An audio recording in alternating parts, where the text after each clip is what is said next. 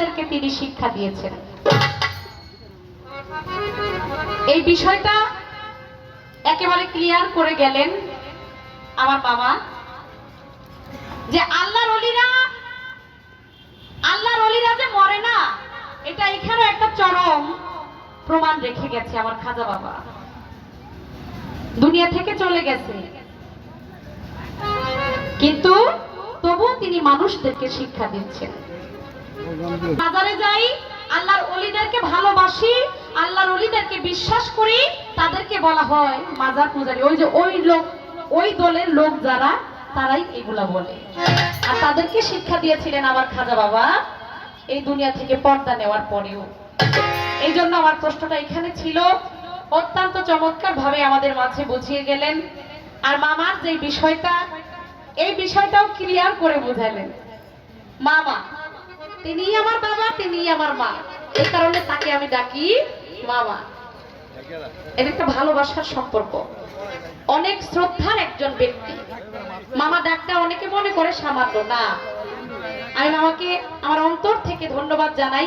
এই যে মামার যে বিষয়টা, এটা কত যে একটা পবিত্র একটা সম্পর্ক, এটা আসরের মধ্যে তুলে ধরার জন্য আপনার চরণে আমার প্রেমময় ভক্তি নিবেদন করছি। আমাদের এই সম্পর্কটাকে আরেকটু গভীর করে তুলে ধরার জন্য। আমার বাবা আমার মা সব আমার সামনে আছে, আমার আবার কিসের ভয়? আমার কোনো চিন্তা আছে? কোনো চিন্তা নাই। একটি গান আমি আমার পালা থেকে রাখি। তবে অত্যন্ত চমৎকার একটি প্রশ্ন আমাকে করেছেন। আমার দয়াল নবীজির সাথে সর্বক্ষণ ছিলেন, দয়াল নবীজির সাথে দাঁড়িয়ে তিনি একই কাতারে তিনি দয়াল নবীজির সাথে সালাত আদায় করেছিলেন। দয়াল নবীজির একজন সাহাবা ছিলেন, সর্বসময় নবীজির সাথে চলেছে, কিন্তু তবুও আমার দয়াল নবীজির দোয়া তার জন্য আল্লাহ পাক কবুল করেন নাই। কেন করেন নাই? কিসের জন্য করেন নাই? ওই ব্যক্তির কোন কর্মের জন্য করেন নাই? এটা হচ্ছে প্রশ্ন। আমি জবাব করার চেষ্টা করব। আগে একটি গান আমি রাখি।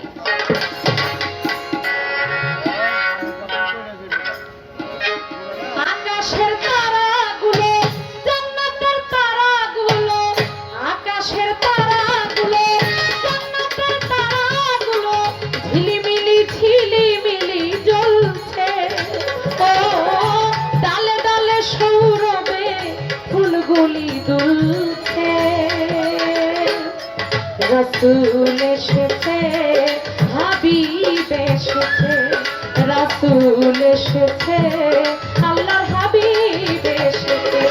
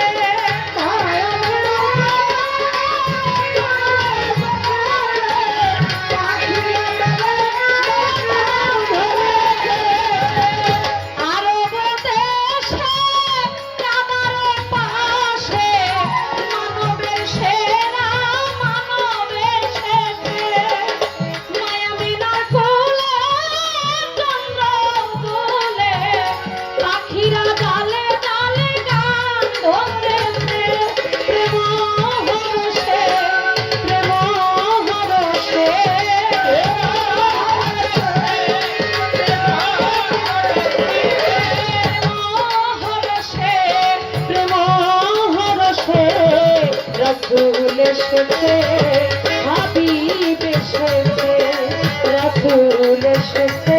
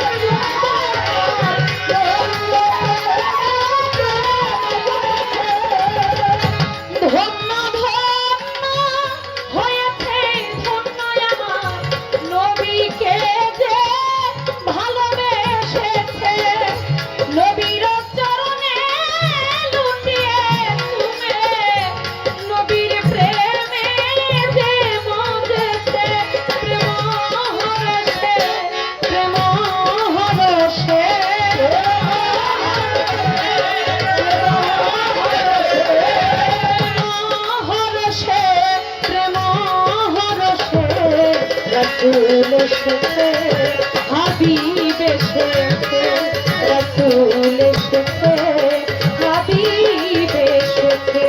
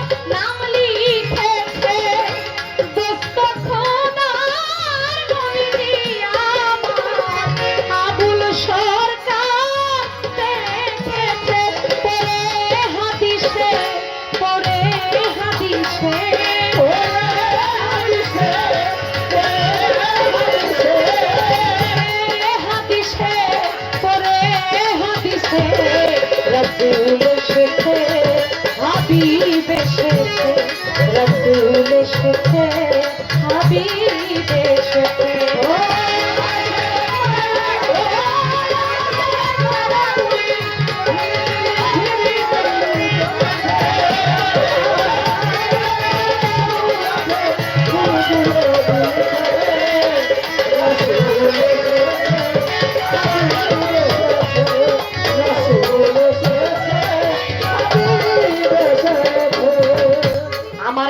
প্রশ্ন করে কথা মন্দ না ধীরে ধীরে তাহার কথা করব বর্ণনা প্রশ্ন করে আমায় বড়ই চমৎকার নবীজির সাথে সাহাবা চলেও বেহেশতে যাবে না বলেন কি ব্যাপার নবীজির সাথে নামাজ পড়ে তবুও তার দোয়া আমার দয়াল নবীর দোয়া আল্লাহ কবুল করে না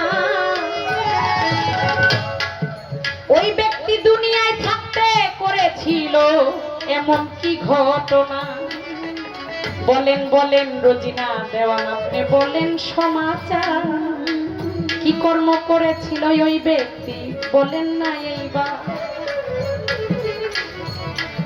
দয়াল নবীর সাথে সর্বসময় চলেও ওই ব্যক্তি বেহেশতে যেতে পারবে না আমার দয়াল নবীজির গায়ের যে পোশাক জুব্বা মুবারক ওই জুব্বা যদি একজন ব্যক্তিকে দেওয়া হয় বাবা মা খাদিজাতুল কুবরা দয়াল নবীজির কাছে বাসনা করে ও দয়াল নবী আমি বলি আপনারে আমার মৃত্যুর পরে কাফনের কাপড় আমায় দিয়েন না আপনার ওই জুব্বা মুবারক পরে আবার কবরে শোয়াই দিয়েন আমি বলি ঘটনা আপনার ওই জুব্বা মুবারক আমার গায়ে পরাইয়া দিলে কোনো বিপদ আপদ আসিবে না আমার ওই অন্ধকার কবরে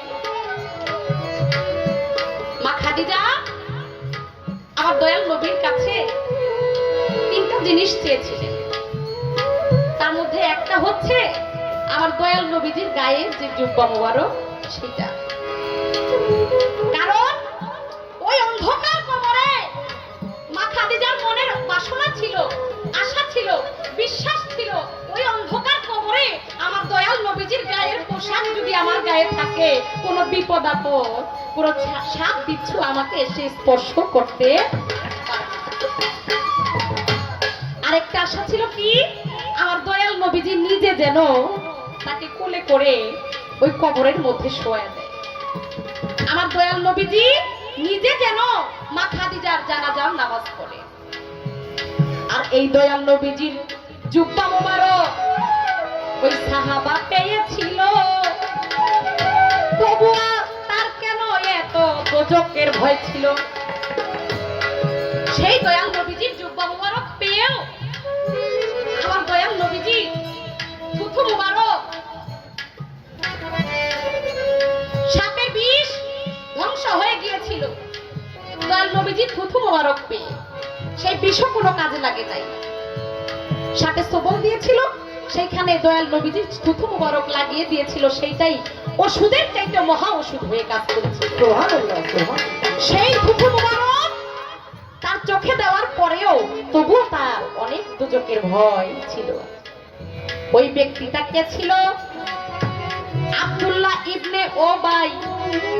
আমি বলিলাম ঘটনা দুনিয়ার বুকে করেছিল এক চরম অন্যায়। শুনেন না ঘটনা? বর্তমান সমাজে ওই ব্যক্তিগুলো আছে। কি করেছিল? তার মাকে তিনি কষ্ট দিয়েছিলেন। এই আব্দুল্লাহ ইবনে ওবাই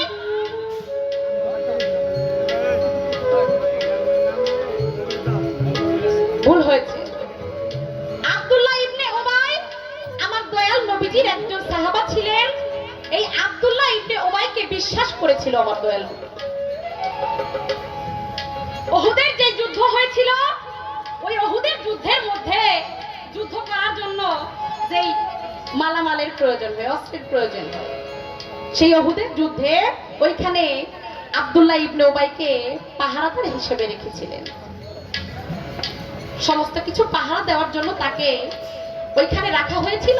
আমার দয়াল নবীজি তাকে বিশ্বাস করেছিলেন, কিন্তু তিনি যে এত বড় বিশ্বাসঘাতকতা করবেন সেইটা আমার দয়াল নবীজি কখনো ভাবেন নাই। দয়াল নবীজি যাকে ভালোবাসে, আমার আল্লাহ বলে আমি আল্লাহ নিজে ওই ব্যক্তিকে ভালোবাসি। ওই ব্যক্তি শুধু আমাকে ভালোবাসে না, আমি আল্লাহ নিজে তাকে ভালোবাসি। আর সেই দয়াল নবীজি তাকে বিশ্বাস করেছিলেন মনে প্রাণে।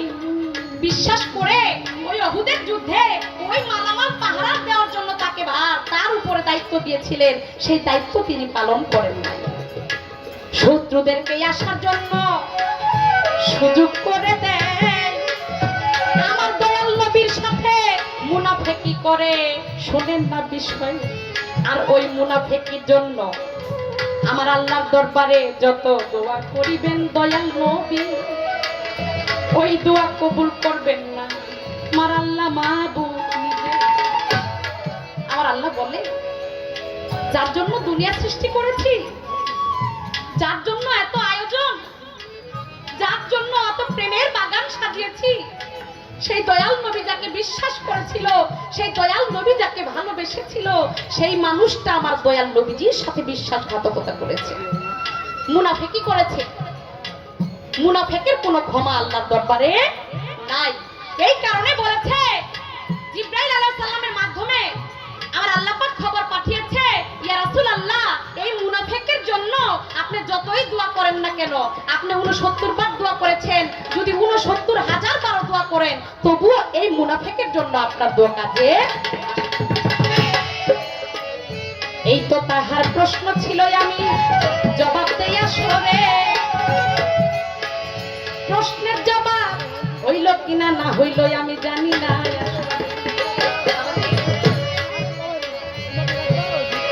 ছোট্ট বলে ক্ষমা করবেন আমায়, মামাই আমি আপনাকে জানাই। সভা করে আছেন যারা, সকলের চরণে মিনতি জানাই। আছে এক কথা বলতে যে আরেক কথা বলে ফেলেছিলাম, সেই জন্য আমি সকলের কাছে ক্ষমা চাই। এই জন্যই একটা শিল্পী যখন মঞ্চে দাঁড়িয়ে কথা বলে, সেখানে অনেক জ্ঞানীগুণী মহাজন থাকে, আর সেই জ্ঞানীগুণী মহাজনরা সেই শিল্পীদের কথাগুলোকে চাতক পাখির মতো শ্রবণ করে। সেখানে যদি একটু ভুল হয়ে যায়, তাহলে সেই আশিকের প্রাণে আঘাত ঘটে। আমি তাই সকলের কাছে ক্ষমা চেয়েছি, আবার সকলে ক্ষমা করবেন আমাকে। যতটুকু সম্ভব ছিল আমি জবাব দেওয়ার চেষ্টা করেছি। এবার আমার একটা প্রশ্ন থাকে, খাজা বাবা তিনি যে এই দুনিয়া থেকে পর্দা নেওয়ার পরেও জালিমদেরকে শিক্ষা দিয়েছিলেন, এইটা আমরা পাইলাম। এবার আরেকটা বিষয়, আমার খাজা বাবা এই দুনিয়া থেকে পর্দা নেওয়ার পরে আরেকটা ঘটনা ঘটেছিল, সেটা একটু জানার দরকার না? সেটা কি? খাজা বাবা দুনিয়া থেকে পর্দা নেওয়ার পরেও তিনি একজন ব্যক্তিকে বায়াত করেছিলেন। এইটা কি করে সম্ভব? আল্লাহর ওলিরা তো পড়ে না, এটা তো সবাই জানে, তাই না? বিষয়টা ক্লিয়ার। কিন্তু দুনিয়া থেকে পর্দা নেওয়ার পরেও আল্লাহর ওলি বায়াত করে, এই বিষয়টা একটু আশ্চর্যজনক না বাবা? এই বিষয়টা একটু জানতে হয়। তাই আমার বাবার কাছে আমি এখান থেকে একটু জিজ্ঞাসা রাখবো, দুনিয়া থেকে পর্দা নেওয়ার পরেও কিভাবে তিনি একজন মানুষকে বায়াত করলেন?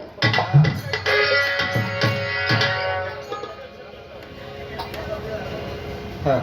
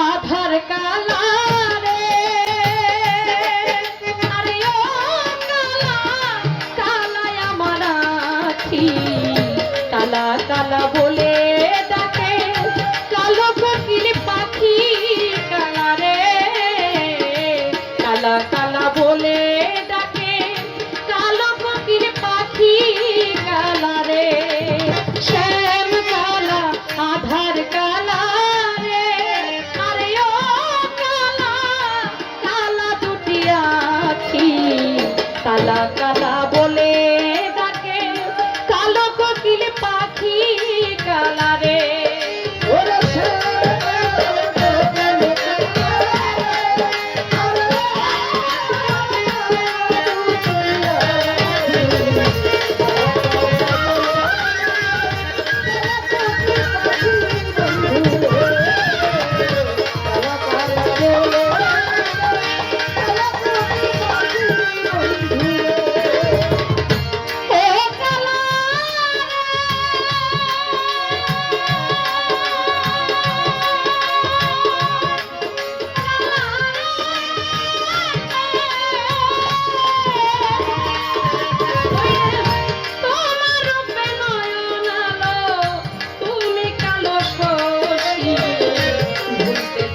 যায় না ভোলা হইলাম উদাসী, কালা রে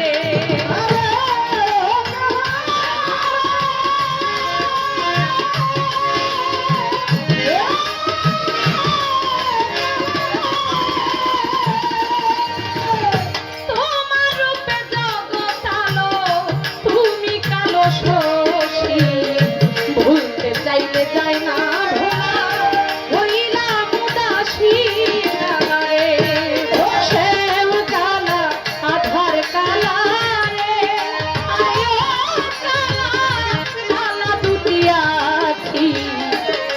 কালা বলে ডাকে কালো কোকিল পাখি, কালা রে কালা কালা বলে ডাকে কালো কোকিল পাখি, কালা রে।